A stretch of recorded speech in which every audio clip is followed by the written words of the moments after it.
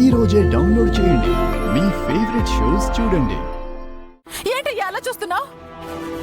నా మీద జాలి, దయ, కరుణ ఇలాంటివేవీ లేవా?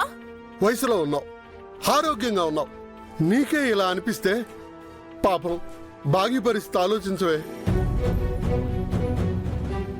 నిండు గర్భిణి, ఇలాంటి టైంలో తను ప్రశాంతంగా ఉండాలి. కానీ నా వెర్రితనం వల్ల తనని ఇన్ని కష్టాల్లో పడేశాను. అల్లుడు గారు ఎంత వద్దని వారించినా ఊరికి బయలుదేరేలా చేశాను. ఈ అడవిలో బాగీకి ఏమైనా అయితే నన్ను నేను ఎప్పటికీ క్షమించుకోలేను. ఎప్పటికే ఒక కూతుర్ని పోగొట్టుకొని కుమిలిపోతున్నాను. ఇప్పుడు బాగీకి ఏమైనా జరిగితే నన్ను ఆ దేవుడు కూడా క్షమించడు. మీరేం మరీ అంత బాధపడిపోకండి. మీ చిన్న కూతురికి అసలే ఏమీ కాదు. చచ్చిపోయిన మీ పెద్ద కూతురుంది కదా, ఆ ఆత్మగా పైకెళ్ళిపోయినా తన మనసంతా భాగి మీదే ఉంటుంది. ఆవిడి గారు తన చెల్లి మీద ఒక్క ఈగ కూడా వాలనిస్తుందని నేను మాత్రం అనుకోను. మీ చిన్న కూతురు గురించి మీరస్సలు బాధే పడకండి. అబ్బా, ఇన్ని రోజుల తర్వాత నీ నోటి నుంచి ఒక మంచి మాట విన్నానే. నిజంగా అరుంధతే వచ్చి బాగిని కాపాడితే అంతకంటే ఏం కావాలి చెప్పు? భాగిని మాత్రమే కాపాడితే చాలా? మనం ఏమైపోయినా పర్వాలేదా? బాగి పిల్లలు బాగుంటే చాలు. వాళ్ళు క్షేమంగా బయటపడితే అదే 10,000. అంటే మన ప్రాణానికి ఏమీ విలువ లేదా?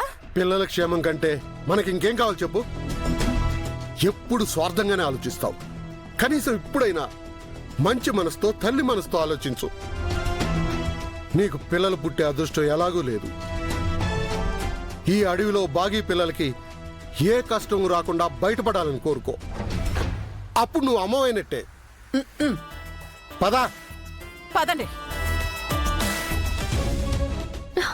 భాగి,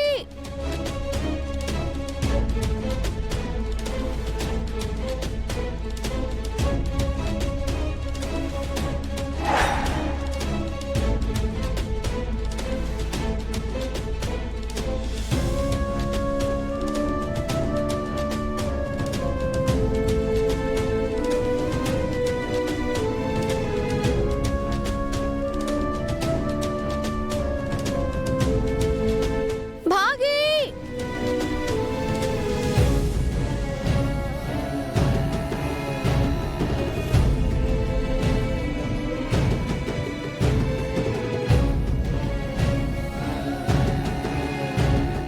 బాగి,